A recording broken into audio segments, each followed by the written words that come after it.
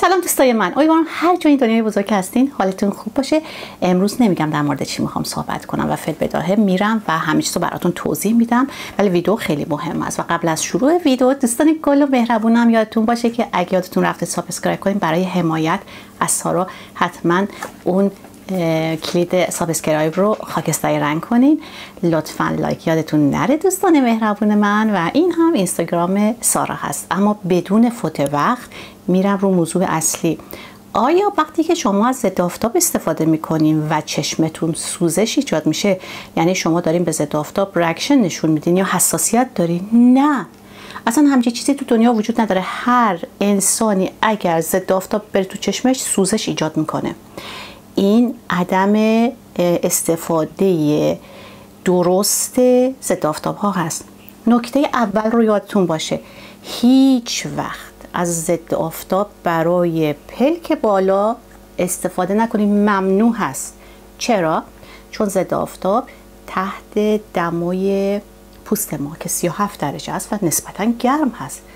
این حالت حرکت داره و میاد روی واترلاین پلک بالاتون. خب معلومه که سوزش ایجاد میکنه.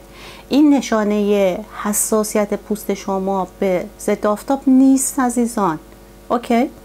و نکته دوم، وقتی که برای گوشه های چشم و زیر چشم استفاده میکنین، حتما دوستان باید از واترلاین پلک پایینتون فاصله داشته باشه.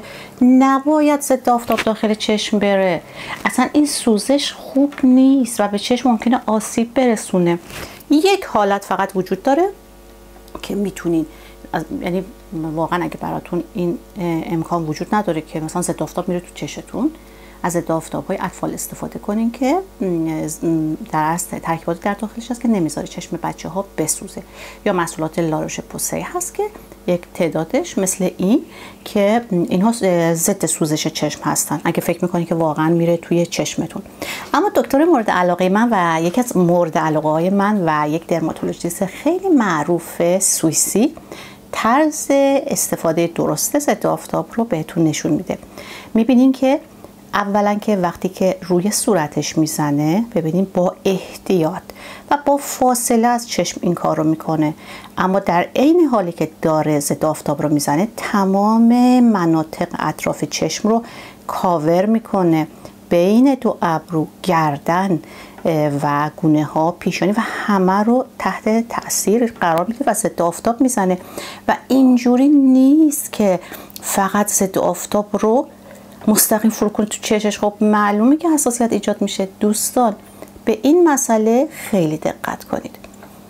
خیلی از دوستان میپرسن که خب بالاخره تکلیف ما چیه؟ ما تابستون هست میریم بیرون، خب رو صورتمون آرایش هست، ضد آفتاب های پودری که کاملا ضعیف هستن و عملکرد درستی ندارن و نمیتونن کار برای پوست شما انجام بدن و اصلا فراموش کنین. و اگه فکر میکنین که با زدن پودر پوستتون محافظت میشه، نه، همچین محافظتی انجام نمیشه. تنها چیزی که میتونم بهتون پیشنهاد بدم، ببینین این اسپری های کلیر هست. ببینین این نمونهش تو لاروش پوسه هستش. میدونین این مثلا نگاه کن، رو صورت من کامل آرایش هست. خب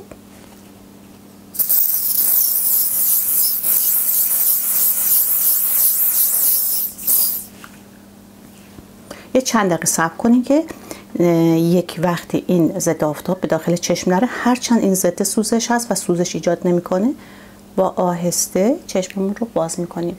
این ضد آفتابی هست که تقریبا میشه گفت که در تمام مسافرت های من تو کیفم هست. هم خودم، هم برای دخترم، هم برای همسرم ازش استفاده میکنم و خیلی هم راضی هستیم. SPF 50 پلاس داره، در مقابل هر دو اشعه UV محافظت میکنه. و از همه مهمتر این که وقتی که ما خیلی عرق میکنیم، راه میریم، به هر حال مسافرت هست، فعالیت داریم و حموم یا شستشو صورت در دسترسمون نیست، در اصل این ضد آب هست و کاملا پوست رو محافظت میکنه. خیلی عالی هست.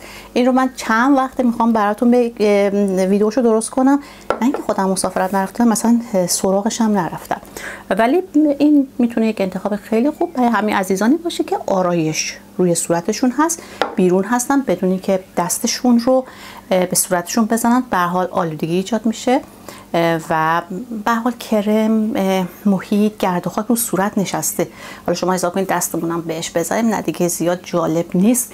و این هم از اینو یادتون پس باشه برای کسانی که خیلی در مورد آرایش سوال میکنن. یک سری محصول خریدم. من یادتونه برای تابستون رژ لب خریدم از برند دیور. رژ خوش رنگ صورتی دیور رو خریدم. الان رو لبم هست، دارین میبینید.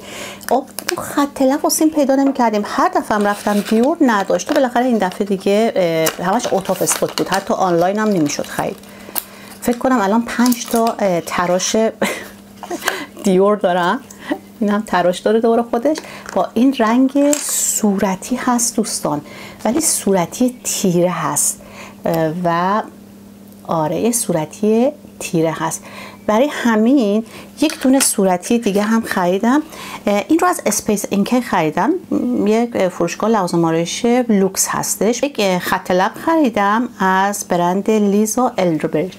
این دوستان خیلی پینک صورتی سرخابی، خیلی خوش رنگ. الان دور لب من هست چون لب بالای من باریکتر هست. من از بالای خط لبم میزنم که خورده لبام قلوه‌ای تر بشه، چون دیگه اصلا حوصله تزریق ژل و اینا رو به لب ندارم و خوشم نمیاد. حقیقتا یک بارم این کار کردم و پشیمونم.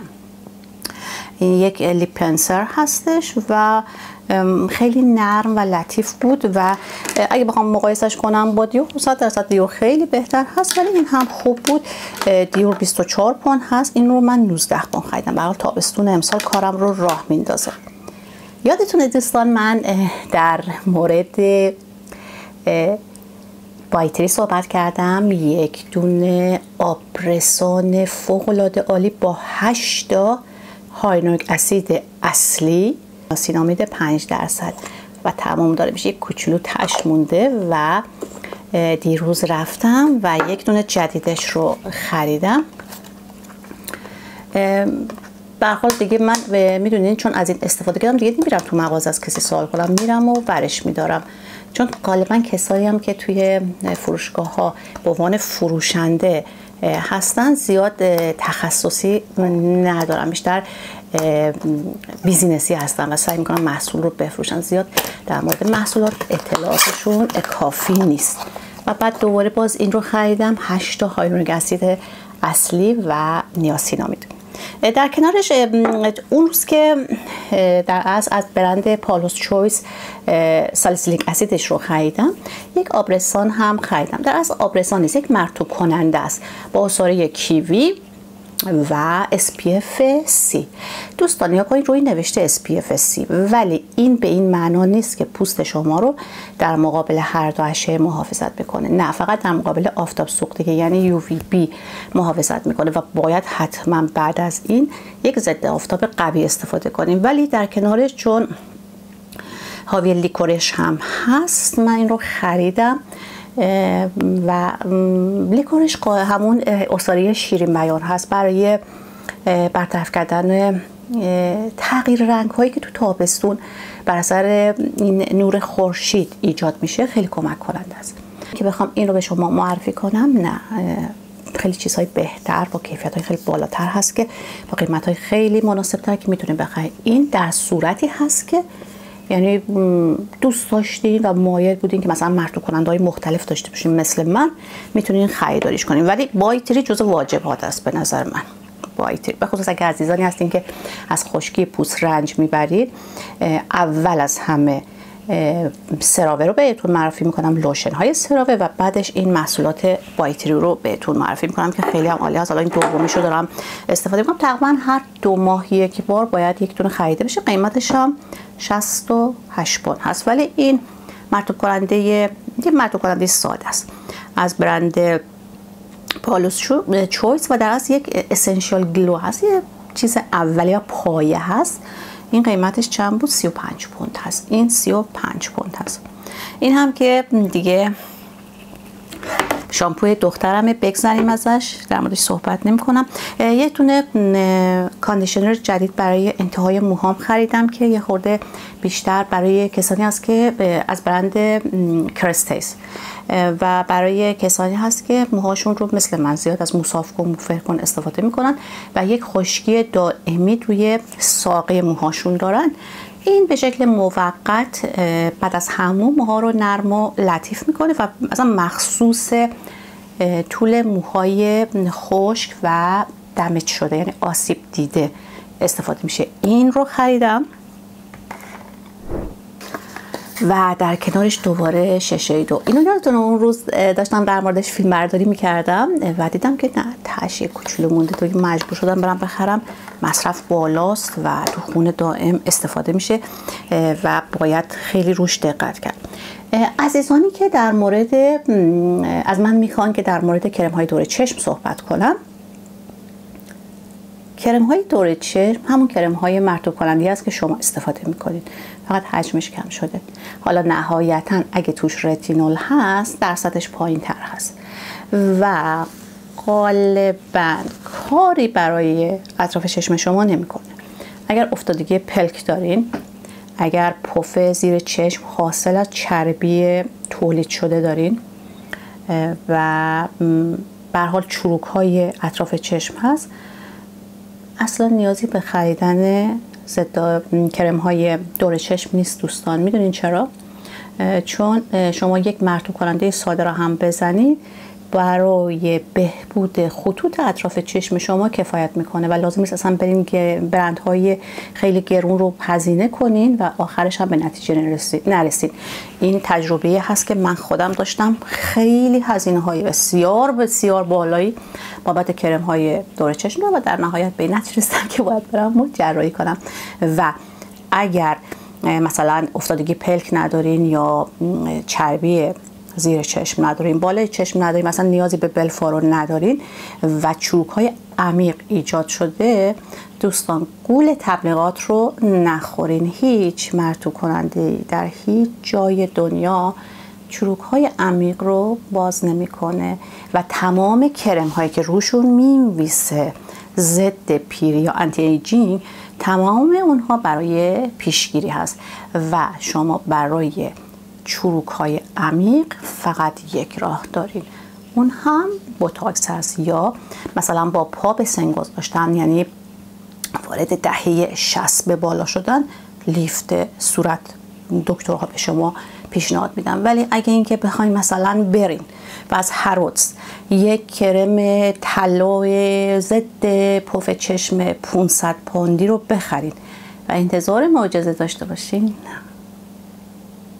حتی در شنل یک کرم 350 پوندی هست ولی وقتی که ترکیباتش رو نگاه میکنی فقط یک بیس گلیسرین مرطوب کننده و یک سری عصاره های گیاهی حاوی روغن هست، یعنی همون چیزی که مثل یک سد روی پوست شما قرار میگیره و نمیذاره شما آب پوستتون رو از دست بدین و به مرور کمک میکنه که خطوط ایجاد شده بر روی پوست شما آروم آروم باز بشه. همین دوستان. اما در کنار چیزایی که خریدم از برند دیور یک آبرسان خریدم که بیشتر حالت واتری داره، یعنی آب دوستان. این رو که خب هیچ کس پیشنهاد نمیدم، استفادهش میکنم. اگر راضی بودم و نتیجه خوبی داشت حتما بیشتر در موردش با شما صحبت میکنم. قیمت این آبرسان دیرو 55 پوند هست فکر کنم. تمام این محصولاتی که دیروز خریدم حدود 200 خورده هزینه شد. حالا ببینیم چی میشه. خب این که تعریف شده است، این تعریف شده است. خب لوازم آرایش استفاده میشن. اینم که برای مسافرت و کنار دریا جزء واجبات. تنها چیزی که فکر میکنم اضافه بود یکی این بود، آب هیدریتیشن پوست و این مرطوب کننده بیس بود که اضافه خریده شده. بقیه طبعا میشه گفت جزء واجبات بود که باید همیشه باید اونها رو تمدید کنم. دوستان گلم این هم از ویدیوی امروز. امیدوارم که مورد توجه شما عزیزان قرار گرفته باشه. لطفا سوالاتتون رو مطرح کنید. اگر هم سوالی نداشتین هر چی دلتون خواست بنویسین، فقط زیر ویدیو برای سارا بنویسین و من ممنون شما میشم.